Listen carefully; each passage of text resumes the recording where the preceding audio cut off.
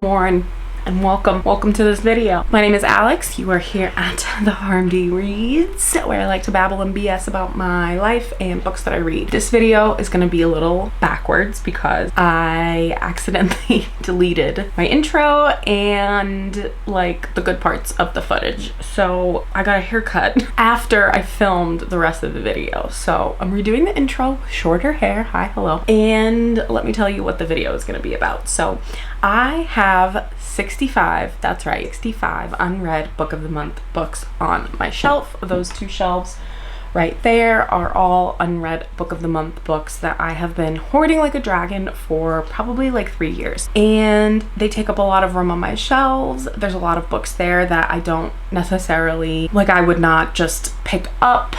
My tastes have changed, so I decided to do a little series where I try to make it a game. So what happened was is I put all of the names of the books, let me turn this bad boy around so you can see. I put all the names of the books into what I'm calling the spinning wheel of Book of the Month Death, and I chose 5. So as you can see, I'm not lying, I have 5 results. So these were the books that I selected. Again, so sorry that the footage of this, which I figured was actually the fun part, got deleted, but lesson learned. So When I'm Dead by Hannah Morrissey, The Cartographers is by Peng Shepherd, The Gifted School is Bruce Holsinger, Everything We Didn't Say by Nicole Bart, and then The Dating Plan by Sarah Desai. So yeah, that's that. Every month I will be spinning the wheel and selecting 5 Book of the Month backlist books to read within that month, and then at the end of the month I'm also going to decide if it's worth keeping on the shelf or if I want to like donate it, free little library. Maybe I'll open a Pango one day, maybe I won't. And that's all she wrote. I don't want to give you any spoilers for the rest of the video, but I did pretty good. I actually started this like halfway through May, and I managed to finish all 5 books on June 1st. So I didn't make it by the end of May, but I read 5 books that I didn't really want to read necessarily in like 2 weeks, which I'm pretty happy with. And that's that. So without further ado, let's get to the video. You are going to jump into me giving an update, but I think I actually did a pretty good job of forgetting all my updates. So hopefully this video makes sense. I promise the next ones in this series will be better. I love you.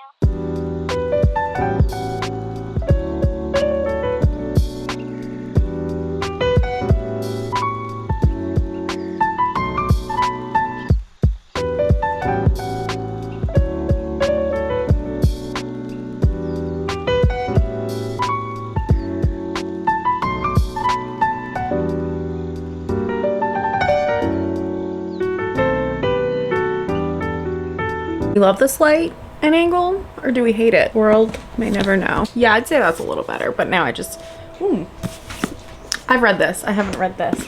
Hey, baby. Hello, welcome back. It's been so many days. It is now Monday, May 28th.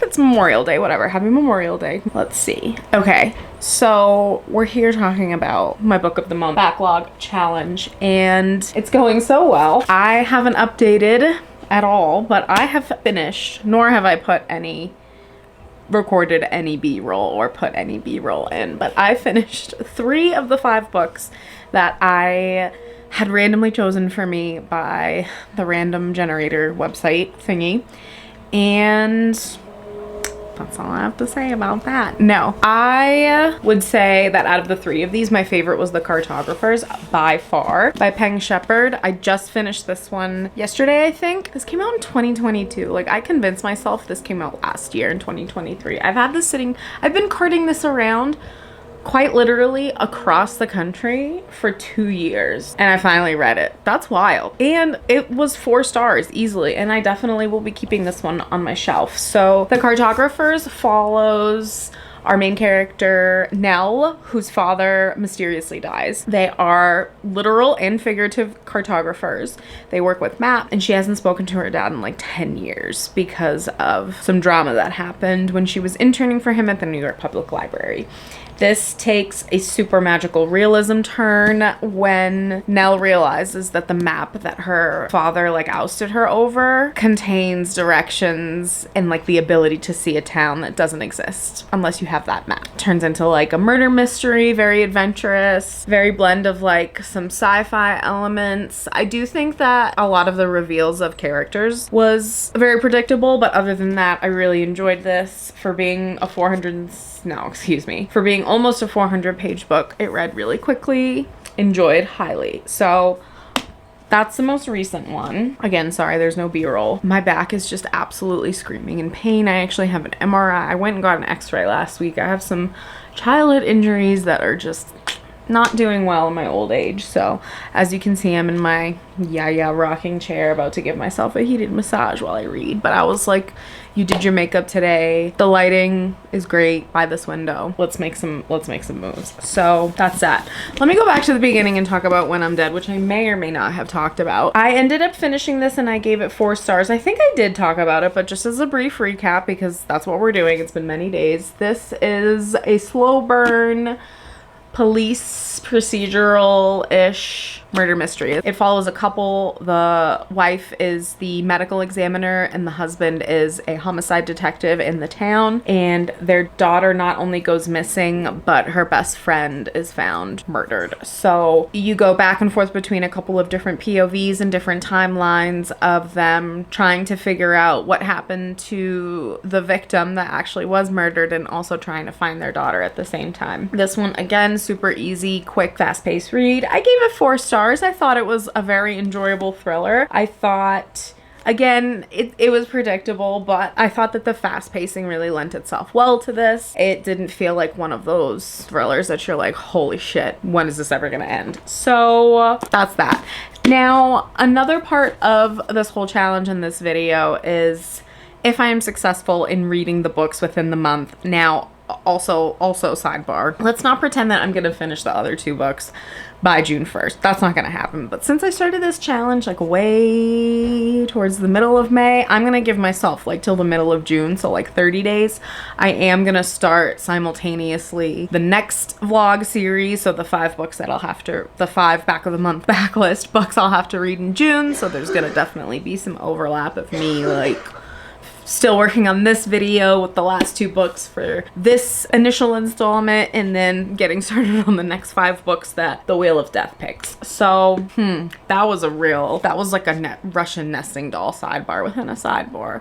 Oh, so another part of this challenge is deciding after I am hopefully successful finishing the book of the month backlist book, do I want to keep it on the shelf? The Cartographers is staying. I could definitely see myself rereading this. I think this author I looked up has another book coming out later this year. I can definitely see this being like one of those book of the month authors that I auto buy, like Riley Sager. I always pick their book, you know, if it's whenever he has one that comes out. So anyway, I'm gonna keep that one. I haven't decided if I'm gonna keep this one. It's also the 3rd in a series, and I don't know that I enjoyed it enough to go back and read books 1 and 2. I just have very much gotten away from choosing to purchase or order thriller books. I say that and then I got this in October of 2023. I don't know. I always say that and then I do whatever the hell I want anyway. So this was fine. We'll see if I keep it. I'm gonna decide by the end of the video. And then the last one that, well, no, the second one that I read, but sorry for the rocking. Holy cannoli, I'll try to stop. Have you ever tried to sit in a chair that rocks and not rock it though? Because it's almost physically impossible. I'm confirming that right now. So this one is from October 2021. That's insane. So I've literally been carting this book around for 3 years almost, and I just now read it. Well, I can tell you with confidence I'm not keeping this one. So this was a 3-star thriller for me.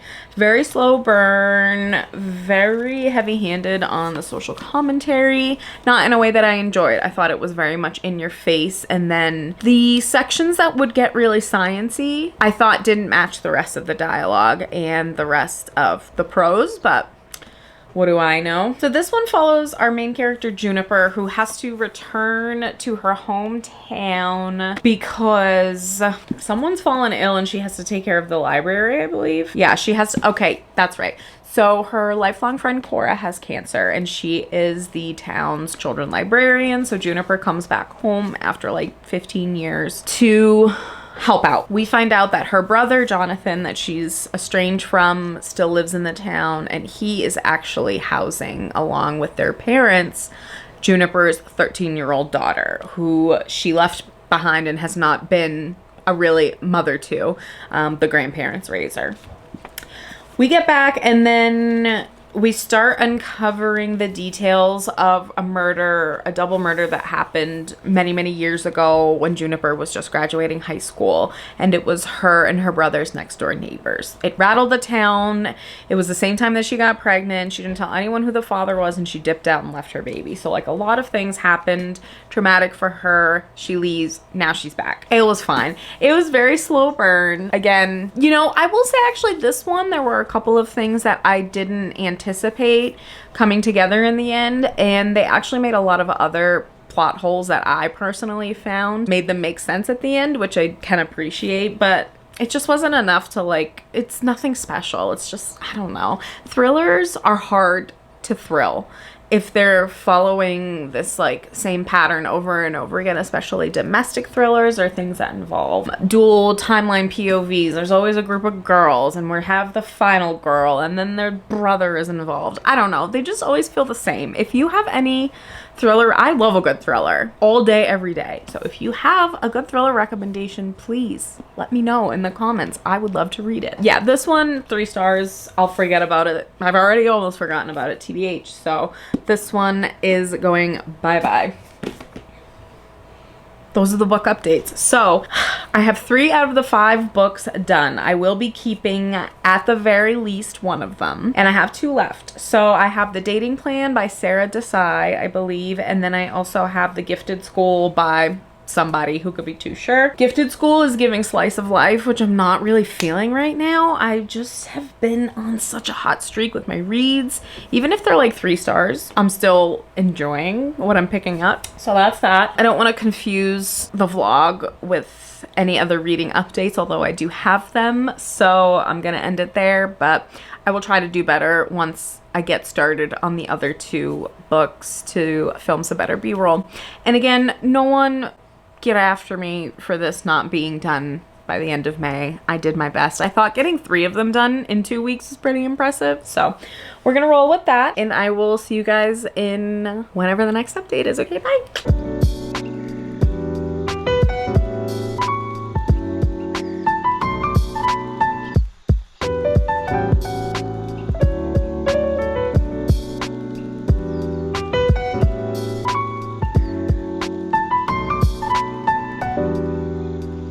Hi, welcome to an update.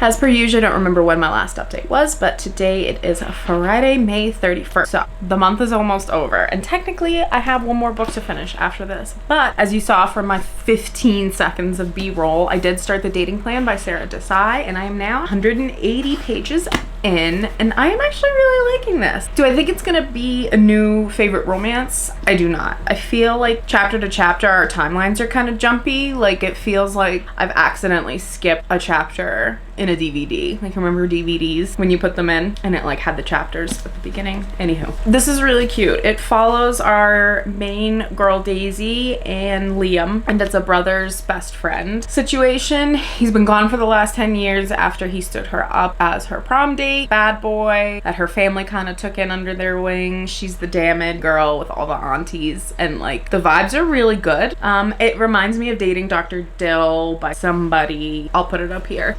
Which I really enjoyed. And this is actually book 2 of a little 3-book series that this author has in this world. I might be interested in picking up at some point in time, but for the purposes of this video, this being one of the first options, I'm really glad. I honestly think that this challenge is not going to be as challenging as I thought, because this is book 4 and I have every intention of finishing this today in between work things. I am working from home again today because now listen to this life update.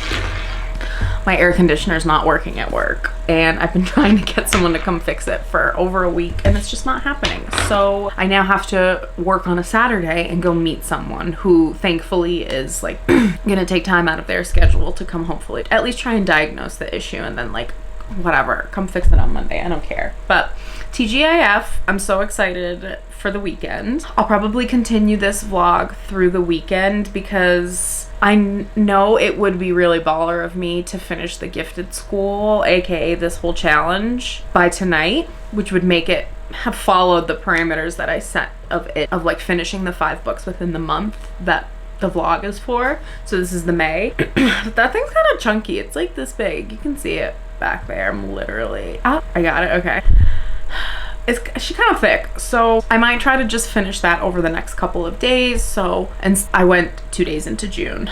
I think I will also this weekend film / choose the 5 books for June and get that vlog going and get that book, that little TBR started. And then other content that I have to do my wrap up. Do you guys like wrap ups? I see a lot of like one way or the other, like love them or hate them. I enjoy watching them because a lot of people read new releases that I've missed because I don't really like to doom scroll. I'm reading a ton, which is great, but like because I don't necessarily like just be on the internet that often, except for when I'm doing like Instagram and booktube stuff, I miss some releases. But anywho, so I like doing wrap-ups. I like watching them. What do you think? Let me know down below. I'll probably still do them anyway, but I'm just curious what you think. So that's the plan. I will update in a little bit when I do some more reading on the dating plan. Okay, bye. Oh wait, no, take it back, all the way back. I did it again. I did want to do a little unboxing situation because yet again I lied and I'm an idiot all at the same time. I think what had happened was by the time that I actually went on my account and canceled my Afterlight Romance box, it had already billed me for May or June or whatever this is. So this one is my last one, I swear. I have canceled it. I also canceled my Fairy Loot YA and I canceled my Fairy Loot Romantasy. Let's open this up real quick. I don't have it. Oh, there's crafting scissors. I need to get something better to do this with. Yep. Picture perfect. It's the May. One Last Shot by Betty Cayute. Supermodel Emerson seemingly has the perfect life, but she's tired of looking in all the wrong places. Theo is a fashion photographer shooting it. Okay, so the romance is going to be between the supermodel and the photographer. But what about her grumpy agent? Emerson convinces her grumpy agent to book her as the face of the campaign that Theo now a fashion photographer is shooting. Okay, this might be like a second chance at romance, but I'm sorry, why would you put grumpy agent in there and then not give me grumpy agent?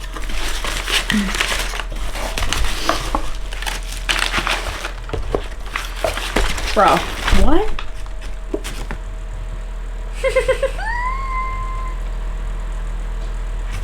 I don't know how I feel about the proportions in that. I don't want to picture this person this way. Well, I will say for the last one, the edges are really pretty, but I just don't think my romance tastes are as eclectic as this subscription requires, if that makes sense. Like, I don't know. I don't think that I can say confidently that I haven't gotten a single book from the subscription that I would have picked up on my own had it not been a subscription. But anyway, I'm done complaining. This is the book. I'm gonna not be really weird for a minute. I was watching Kara, same bullshit, different day, and the reflection was in there. Edges are very pretty, and the cover is very pretty as well. Will she read it? Probably not. And another box to recycle. Awesome. But yeah, I am down to Book of the Month and Fairy Loot Adult. That's it. Yeah, just 2. Now, I am on the wait list for the sci-fi and fantasy broken book binding. Let me not be foolish for just a second, please. I mean, I still will be, but the broken binding, yeah, okay. Because they put out special editions of the Silverbug Promise, which I read and talked about in another vlog. I will link it here. It was a real roaring good time. That was a 5-star book, and the special edition from them is so good. And they also are releasing 3 Andy Weir special editions, and the first one was The Martian. And if I don't get my hands on a copy of that book, I don't have reason to continue even reading, I would say. So, and I also signed up for Aardvark, but I'm waiting to see what the selections are. Tomorrow I think they drop. So I haven't actually spent any money on any of them. I haven't spent money on Aardvark, and I have not spent money on The Broken Binding because I'm waiting to get off the wait list. But if I do any of those, I will reconsider my book of the month Fairy Loot situation, if that makes sense, to continue like not having so many, or I'll end up with 5 again. Whatever, it's irrelevant. You guys want to look at the cats? I do. Okay, let's pan over. So that was the little unboxing. These are the baby boys. Very bright. Craig and Cash being friends momentarily to birdwatch and whatever other animals are in our backyard. So that, I am gonna go back to work / reading. Bye.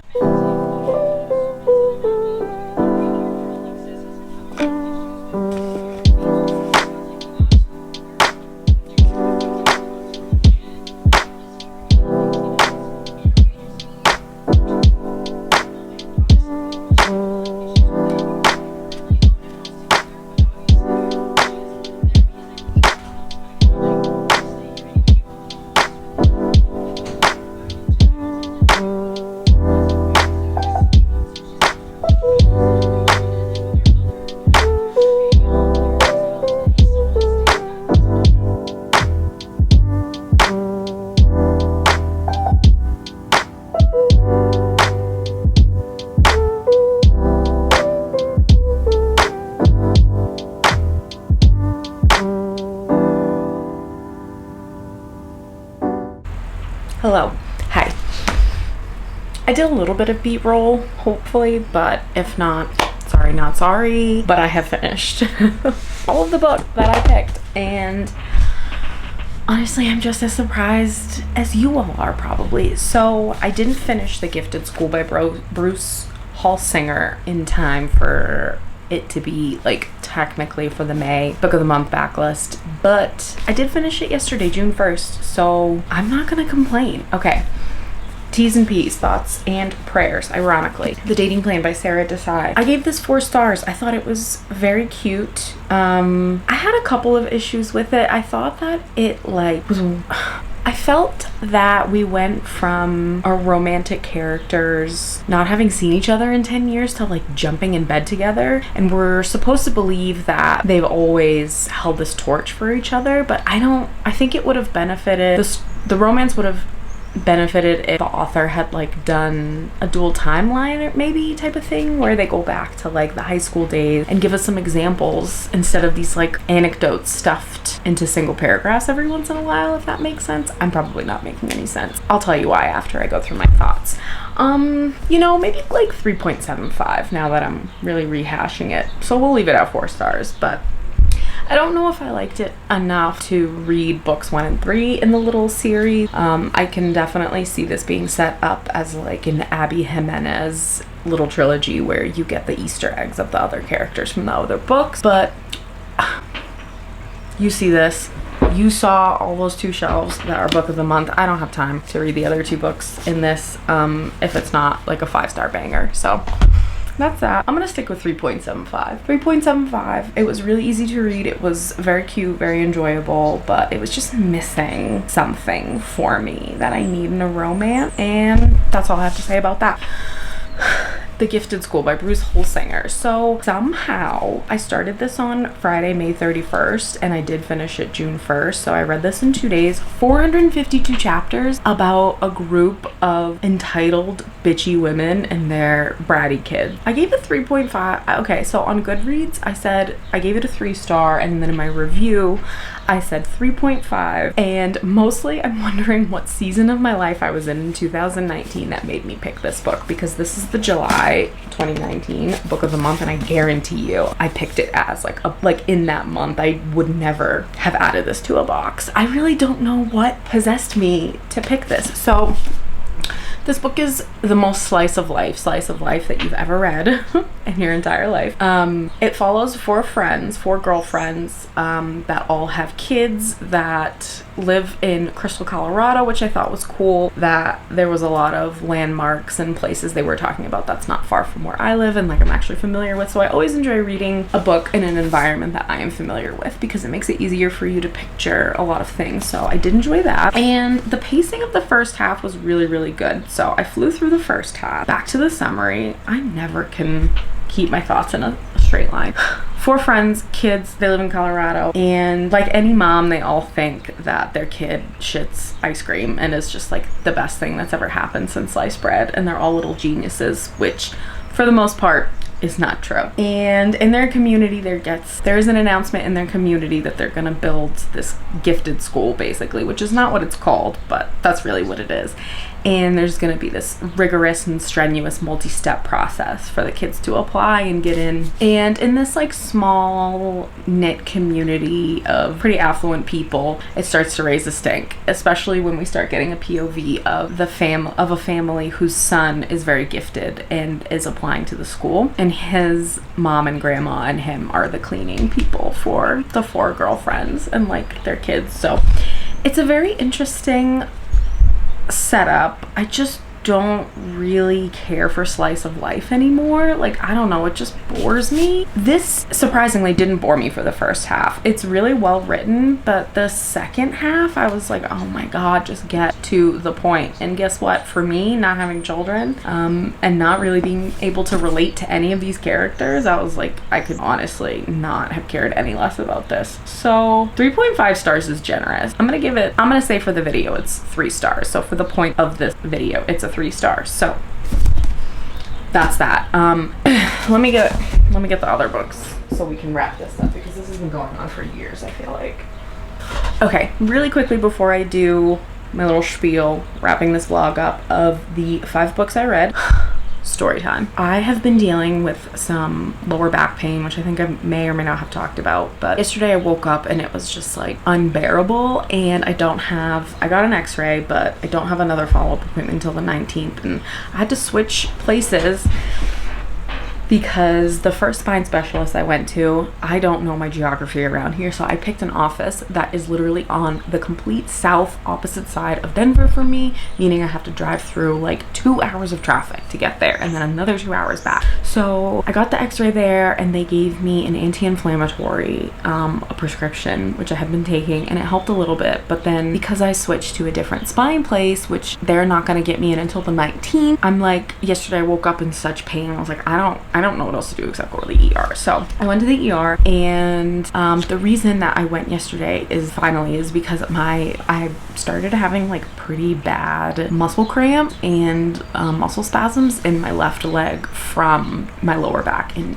my lower back issues. So I know it's all connected, and like, but I needed a muscle relaxer. Like, I just knew that's what I needed. So thankfully the doctor at the ER hooked me up with a steroid pack and a muscle relaxer. So this whole weekend I've just been like out of it, drowsy, muscle relaxer, trying to like, you know, chill out. Last night, let me tell you, my entire back side of my leg, from the top of my glute all the way down to the like very bottom of my calf, like down to my ankle, was seized up like this, like cramped. I couldn't stretch my leg out, I couldn't move, I couldn't do anything. I was crying in pain, and I think I have a very high pain tolerance. I have tattoos and sucky places. I've fractured my tailbone, which is one of the injuries that's causing all this bullshit 20 years later. But anyway, I digress. So, you know, I can deal with a lot. But when I tell you, I probably burst into tears like 4 or 5 times last night, because whenever I would try to shift to get comfortable, because then I couldn't fall asleep, because I was like, my leg was like this. And then if I got into a comfortable position, all my muscles were like twitching like this. So needless to say, I did not have a fun night. I woke up this morning, and I don't want to jinx it, but I am completely pain-free. The muscle relaxer is doing its job. The steroids are doing their job. So I suffered a little bit last night, but I'm feeling better today. But the weird thing that I have today now, because my leg muscles were like cramped and spasming so much, I have barely any strength in my entire left leg. Like, I can feel it and I can move it and I can walk, but I can't like stand up like on my tiptoes. My left leg will give out and collapse. So it's feels like atrophied, so it's very weak because the spasms were just like all night, so they're exhausted. So all that to say, life sucks and then you die. No, it's just frustrating more than anything being 32 years old and relatively healthy and having to deal with this right now in like a very stressful time in my life, work. And am I ever not stressed? Probably not. But anyhow, that's what I've been doing all weekend, is dealing with that. But again, today we're feeling better, so I'm gonna wrap this vlog up, do some reading, paint my nails, and definitely that's enough of that. Okay, let's talk about the ratings, and are we going to keep it or are we going to get rid of it? So let's start with the first book, When I'm Dead by Hannah Morrissey. I gave this 4 stars, and I think I'm going to give it away because I just don't see myself ever rereading this, or I don't know, necessarily recommending it to anyone. It's not that it was a bad book. I just am not passionate about recommending thrillers. That's just, I don't know what I'm babbling about. Maybe it just wasn't memorable. It just wasn't, it can be 4 stars and be a donate, so that's fine. Everything we didn't say I gave 3 stars to. Definitely am going to be getting rid of this. The Cartographers, I think, got 4 stars. I enjoyed this. I will be keeping this. Sarah Desai, The Dating Plan, 4 stars. We just talked about it. I think I might still give it away though, because I just don't see myself, what did I say? No, 3.75, that's right. I just don't see myself rereading this or reading the other 2 books in this series. The Gifted School by Bruce Holsinger, 3 stars. A flat and long-winded 3 stars, and I will be donating this as well. And with that, that's the end of the vlog, and that is the completion of the first 5 books in my journey to read all 65 of my unread Book of the Month books I have been hoarding like a dragon for the last few years. So thank you if you made it this far. Please leave an emoji of a book in the comments, and I hope you'll join me for the next installment. This is going to be, I think, a fun series. So thank you again, and I'll see you in the next one. Bye!